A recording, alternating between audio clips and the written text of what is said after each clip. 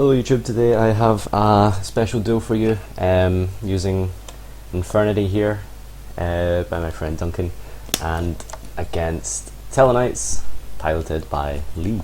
So this is of course Infernity after the ban list with the new list. Very good opening hand going first, winning the dice roll, opting to go first of course against the trap deck. So Greffer comes down off from Rota, pitches the Stygian Dirge out of the hand to send Eres from deck to search the Archfiend, set 3, special the Archfiend from the hand with Stygian. You guys all know this combo, hopefully by now, as the years have gone by. An Archfiend effect is probably going to get, I guess maybe Necromancer. No, not Necromancer, it can be Necromancer. It has to be a spell or trap at this point because of, well, there's no Lavalval chain, so you can't send Stygian, but he does have ways to keep going, because you can play other cards that detach as cost, just so you can get the Archfiend into the graveyard, and he chooses to search the Beetle and get 1 for 1, so that specials out Mirage. He's got a Beetle engrave. Beetle's a level 2 tuner, by the way, so at this point he can overlay. He makes a Key Beetle, protecting, well, the card is marked there. I'm not sure what it was. I think it's a Infernity break, just so you can get the Archfiend in the grave. That's really the only reason you would do that. So the Mirage brings out the Beetle and something else, I'm not sure. Archfiend effect searches the launcher, and then the Beetle effect brings out 2 more Beetles from the deck. Synchros for 6, it's kind of irrelevant what it is, but it's just to make a 6 and then you synchro again. He makes Void Ogre here in defense. It's a pretty good choice here. If they have MST or Raigeki, you don't need to waste a barrier. You've got the Void Ogre to protect it. So he launchers out the Archfiend and the Beetle. I mean, really, no reason not to. It's just Beetle is there as an extra Infernity name to keep in attack mode, just in case like he attacks over the Archfiend or something. Yeah, I mean, there's really no other better combo to do at this point, I don't think. So he gets that barrier. So he's got I think really the only trap that Lee knows about at this point is barrier. I don't think he searched the break. I think he hard drew it. Yeah. But pretty good first turn field. So he's going to open up with an upstart. As you can see from the camera, he has Raigeki in hand, but of course he needs a way to like bait out that Void Ogre, because there's no point in Raigeki if it's just going to be negated. So he tries to MST the barrier, but that just gets negated by Void Ogre. He summons in a Kalhai. But it's really a losing battle from here, because, well, if he breaks the monster, all he has to do next turn is attack for game, and 18 at 25, 30 at 12 is exactly 8,000, I think. Actually not 7.5 or 8.5. I'm not sure. I can't do maths. 2,000, 3,000, 6,000, 8,500. Yeah, so he's got 8,500 on board just now.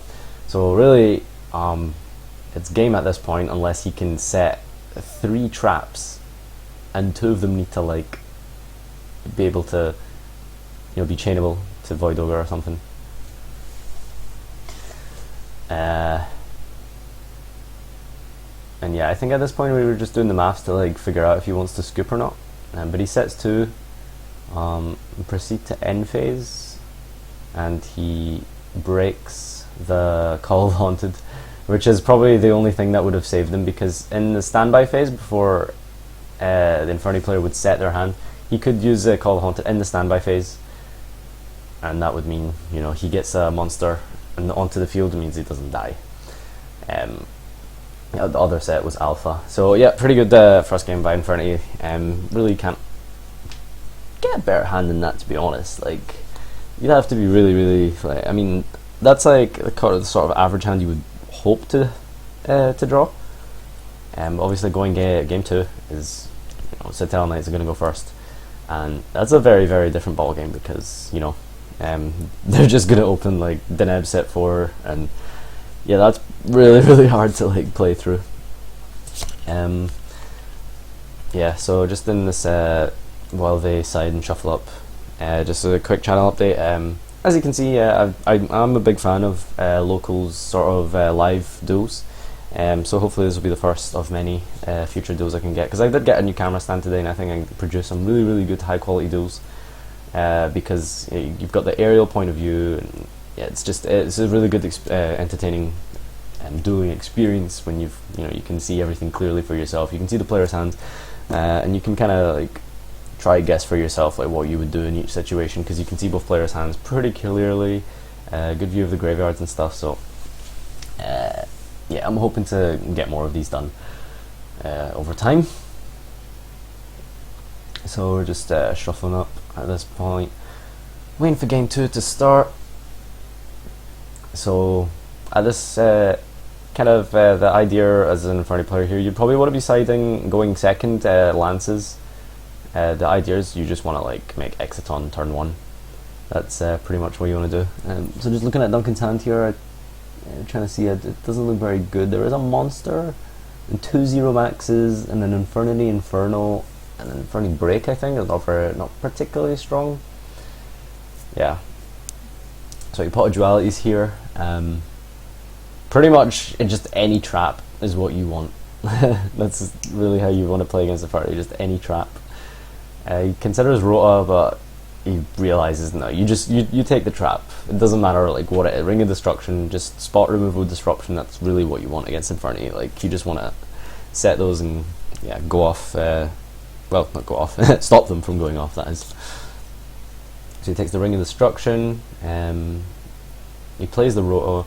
There's like a couple of moves here because he does have the Vega in hand, I think. So another option would have been Rota for Deneb, Vega into Deneb, get the Altair, and then you could like Tsukiyomi, which means you've got pot in hand, but you know it's obviously you have to choose. Do I want to play Tsukiyomi or do I want to use pot?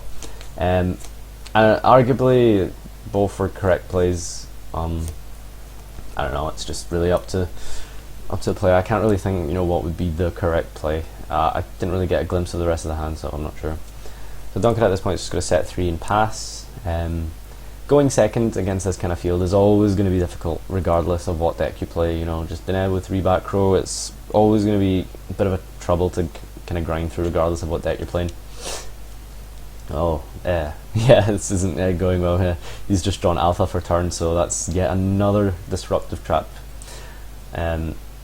He chooses Vega to summon Altair with no target engraved, but it doesn't really matter. You want to put them on a clock. That's really what you want to do at this point. You don't want to give Infernity too many turns to be able to draw into combo cards, really. You just want to go for that damage, because Talonites have a pretty tough time putting big numbers on board. So I guess like the safe play here would just be to do that. Main phase 2 he makes Deltaros. He makes the Infernity Break. But I think he probably would go into Diamond. I mean, they are all dark monsters. I would assume that's probably the best play, just making a Diamond, with the Deltaros pop. He could have maybe like bounced the field and used Triver, but I guess it's really the same thing. I'm not sure. Triver probably would have been better, just because you don't want those traps to be alive. Whereas by making Deltaros, it's quite unlucky that he ran into double break, but yeah. So that Alpha he drew is going to be dead now at this point. I'm not sure if he has a Call the Haunted, but standby phase he could like, use the standby phase, use Call the Haunted, and then that means that what's it called? The Alpha would be live, but I'm not actually sure if he's got it. So end phase, Duncan's going to use Infernity Inferno. Now this is an interesting situation because he's got targets engraved.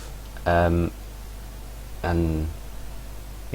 but Duncan knows he's got the Ring of Destruction, so that gets the Infernity Mirage gets Ring of Destruction, and the Zero Mat gets MST. So what happened here, just to slow it down for you, he summoned Mirage, that got Ring of Destruction, and then because he set his hand, he quickly MST'd on the resolution of Ring of Destruction, because chances are that set card is something that he could use. It could be like Soul Shard, it could be anything. So the smart play would be on resolution to use MST, because in that situation he could have brought back a Necromancer from grave.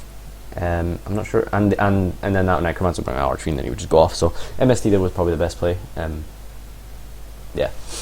So I think this is the end phase. Is this a Call of the Haunted? I'm not sure, or is this like his main phase? Well, anyway, Duncan decided to set the card there. I think it's not the best card. It's Archfiend Heiress.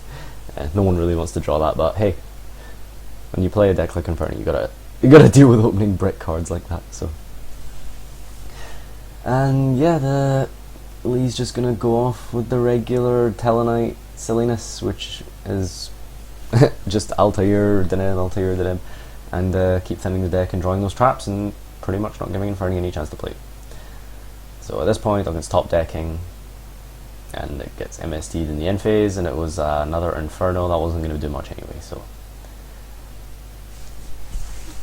draws for turn, Altair, summon Deltaros, and Deltaros is a really good target because it means that alpha is live. Well, it's always live regardless, but because he contribute away the Deltaros, it means he would get like the effect of it in the graveyard. So that's pretty cool.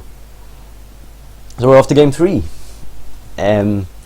Yeah, I don't think that was ever going to be a good advantageous situation to be in as Infernity. You're always going to have that problem of dealing with constant back row and removal and disruption. That yeah, I mean that. That's assuming you can open a combo, because let's be fair, right? Opening a viable combo like in this format with this deck that's a bit of an achievement in and of itself. So you know, it's yeah, tough situation. So we're shuffling up, going into game 3.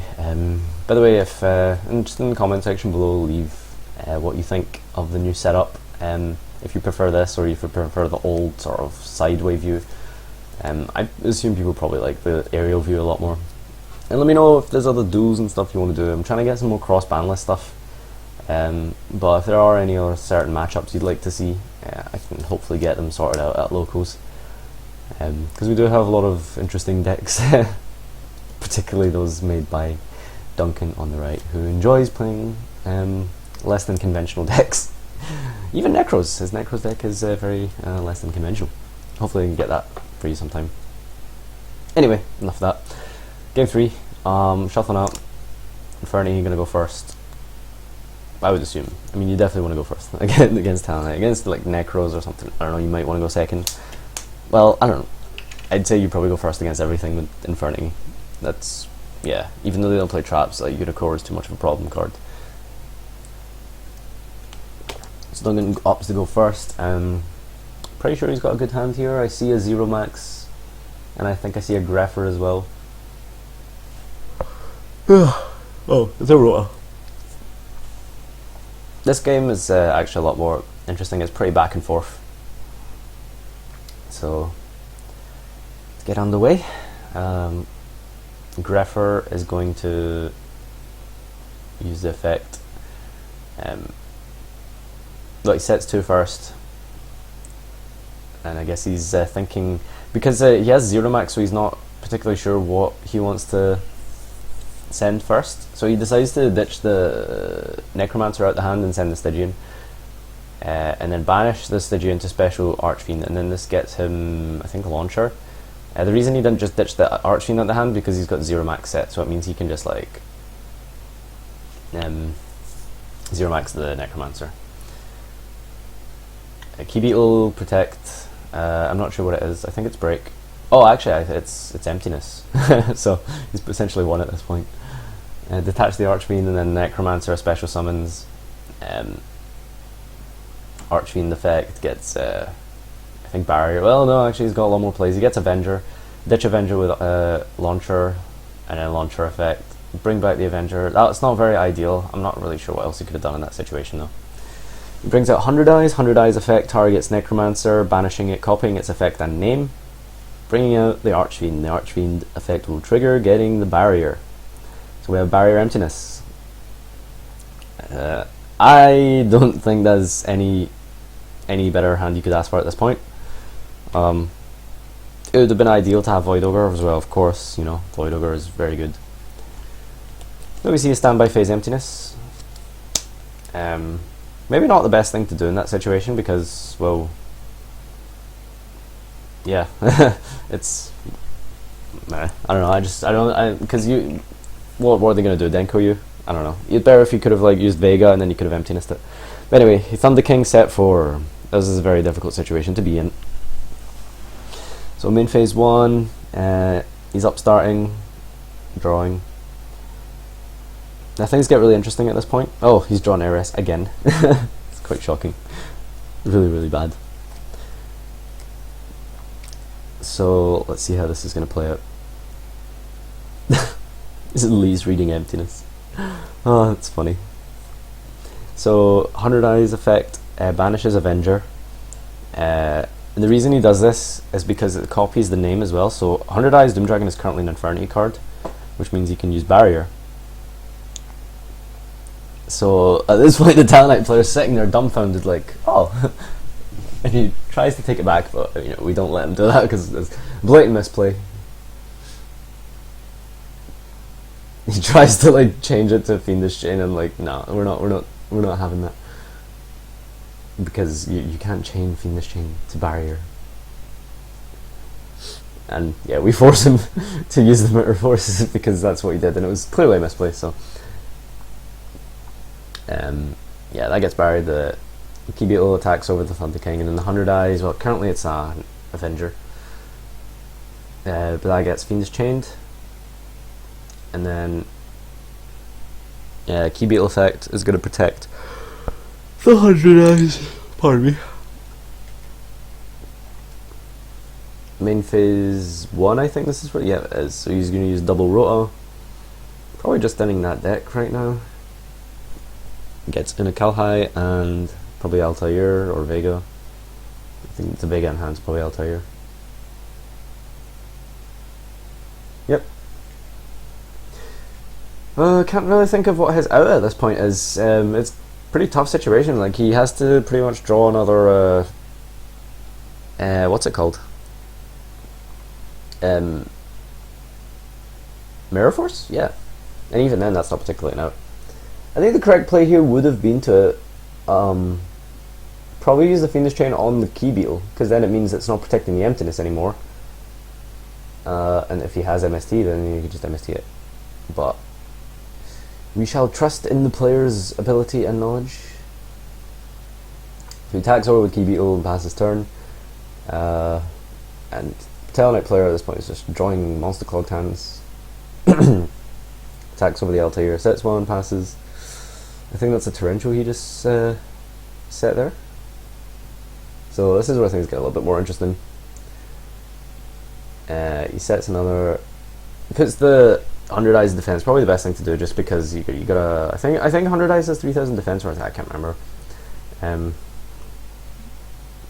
But yeah, you just don't want to get a Mirror Force. You want something up to protect you. So Vega comes down, I think. Yeah, he summons Vega. That's for a response. Oh, sorry, it's Deneb. And then on the summon of Deneb, he's going to use Torrential Tribute. So at this point, he can't send 100 Eyes. We thought we could do that, but you can't actually because it's destroyed by the time it resolves. I'm not actually sure. I'm not 100% clear on that ruling, but I'm pretty sure you can just send Emptiness instead. Yeah, so I think he has to send Emptiness, and he gets the Deneb search still, but I think it's game anyway because, well, yeah, I think it is. Well, he tries to call the Haunted, targeting Altair. He targets Altair, and then Duncan has another breakthrough skill. So I think that's pretty much it at this point.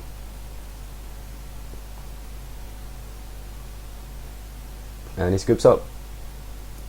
So thanks again for watching, guys, and I'll see you next time. Come, face me, give in to your pride, show me your greatness.